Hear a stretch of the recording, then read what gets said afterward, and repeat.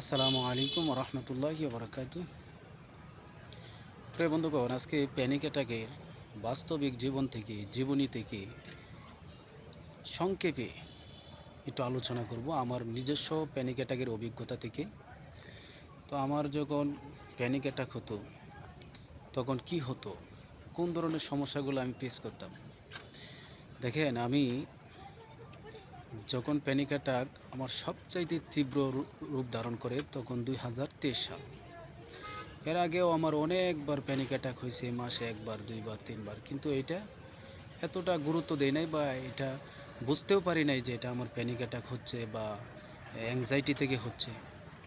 2023-এ এসে আমি বুঝতে পারলাম যে এটা আমার অ্যাংজাইটি থেকে হচ্ছে, ডিপ্রেশন থেকে হচ্ছে, বিষণ্ণতা থেকে হচ্ছে, মানসিক একটি চাপ থেকে আমার এই প্যানিক অ্যাটাকটা হচ্ছে। তখনই কিন্তু আমি একজন চিকিৎসকের শরণাপন্ন হই।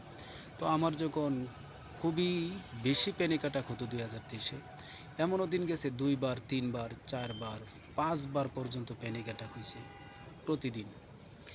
গোসল করতে গেছি, গোসলের মধ্যে প্যানিক অ্যাটাক হয়ে গেছে। বাথরুমে তো যাওয়াই যাইতো না, এমন একটা পরিবেশ ছিল, এমন একটা অবস্থা ছিল, বাথরুমে যাইলেই প্যানিক অ্যাটাক হয়ে যাইতো। এরপরে হাটে বাজারের রাস্তায় বের হতে পারতাম না, দূরে কোথাও যাইতে পারতাম না, মনে হইতো যে এখানে গেলে আমার প্যানিক অ্যাটাক হবে, একটা কিছু হয়ে যাবে।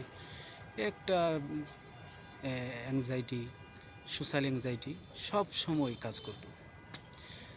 তো এই সমস্যাগুলো দীর্ঘদিন সাফার করছি এবং খাবারে অরুচি, সব কিছুতেই অনীহা, কাজকর্ম, এই সামাজিক সব কিছু ভীতি চলে আসছে। সামাজিক ভীতি, লোক সমাগমে যাইতে ভীতি, গাড়ি ঘোড়ায় চলতে ভীতি, দূরে যাইতে ভয়, সব মিলে মানে আমি ঘরবন্দি হয়ে পড়ছিলাম।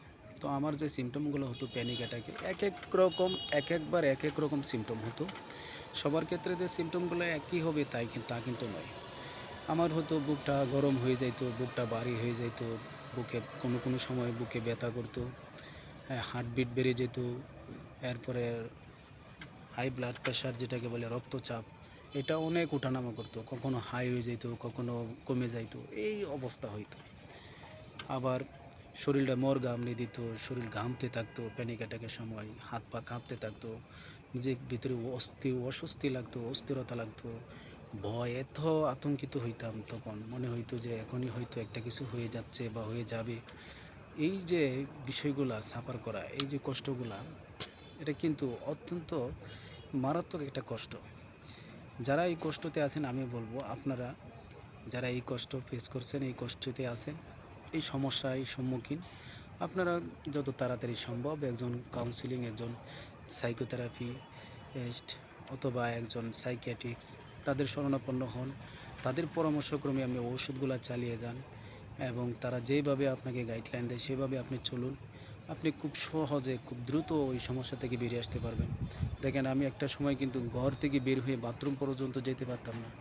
এখন আল্লাহর অশেষ মেহেরবানি, আল্লাহর দয়া, কৃপা, আল্লাহ তাআলার কাছে লক্ষ লক্ষ শুকরিয়া, লাখো কোটি শুকরিয়া আদায় করছি যে আল্লাহ তাআলা সেই বাথরুম পর্যন্ত যাইতে পারতাম না। আজকে আমি কিন্তু ওই সুদূর আমাদের অঞ্চল, একবারে সীমান্ত অঞ্চল থেকে আমি কিন্তু ঢাকার এক প্রান্তে আমি কর্মব্যস্ততার জন্য বা জীবিকার তাগিদে আমি ওই জায়গায় আছি।